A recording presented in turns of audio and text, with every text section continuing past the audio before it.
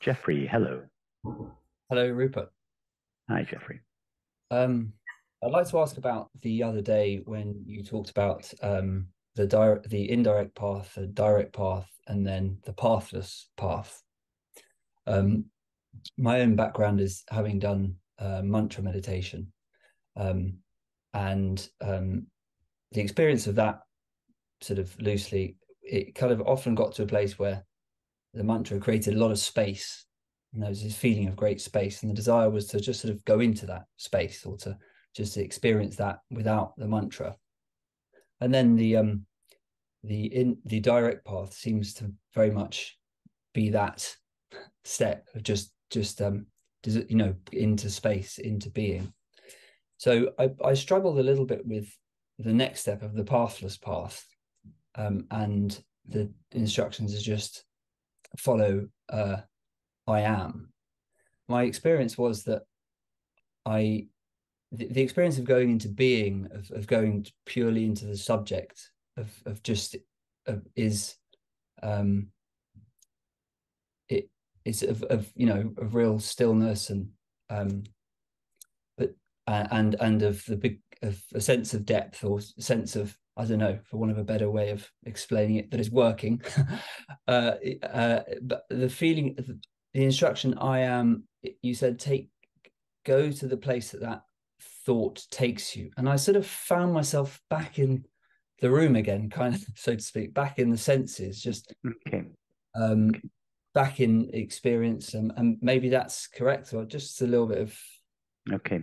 Let me try and make sense of what you said. First of all, mantra meditation, you have the sense of the space all around it, all around the mantra, and then you talked about going to the space without the use of the mantra. So the mantra would be the image on your screen. The space would be your blank screensaver, but awareness is the screen. So the space around the mantra is a subtle empty object. It's not yet awareness. So you want to go from the mantra to the space, but from the space, you've got to go one step back to awareness. So don't rest your attention on the blank object, the empty space. And then in relation to I am, when I suggest take the thought I am and then allow yourself to be drawn into its referent, that there we're not quite on the pathless path, we're on the direct path, the direct path self-inquiry, because instead of using a question such as who am I, or what is it that is aware of our experience, we're still using a thought, the thought I am, and that thought is taking us. So it's the thought of the subject, that the thought I am, that's like inquiring who am I. It's just an alternative version. You still take a thought, but that thought leads you to its referent. That is the experience of being. The pathless path is we start not with the thought I am, we start with what the thought I am refers to, that is being. So we don't even start with the thought I am or the question who am I or what is it that is aware of my experience. We start with being as being and we stay there. That's the pathless path. We don't need a mantra to get there. We don't need a question such as who am I or am I aware or the thought I am. All those thoughts, questions, they're designed to take us to our being from where we are. But when we start with being, but there's nowhere to go. We don't need to take a thought. We're already at the place we want to be. So that is truly the pathless path, resting as being, being. Mhm. So from so is there a difference then between um so say you use the thought, it could be any of the thoughts that you use at the beginning in the direct path. What is it that is aware of this experience, say, and then you are, so to speak, in being.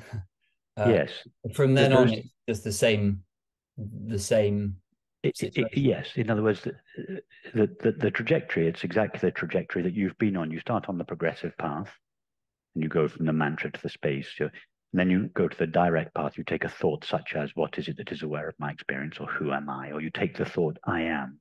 And then that takes you directly. The mantra takes you indirectly to your being. The direct path takes you directly to your being. But in the pathless path, you start with being. So they all end up there. If you follow the progressive path or the direct path, they all end up at being. That's where all paths go there in the end. So the reasoning behind what we do here is, if all paths lead to being in the end, why don't we start there? Given that it's what we are, why would we take a pathway? It's like standing up and trying to take a step towards ourselves. Why would one try to do that? You'd only try to do that if you didn't understand that you are already the body towards which you're trying to take a step. But here we do understand that because of our previous experience in most cases. So that's why here we tend not to embark on the progressive path or even the direct path. We start with being and we stay there. Mm-hmm. But that's where the other two paths are leading. So if your previous experience on both the progressive paths and direct paths have led you to being, if it is clear to you that you are essentially that, then start there and stay there.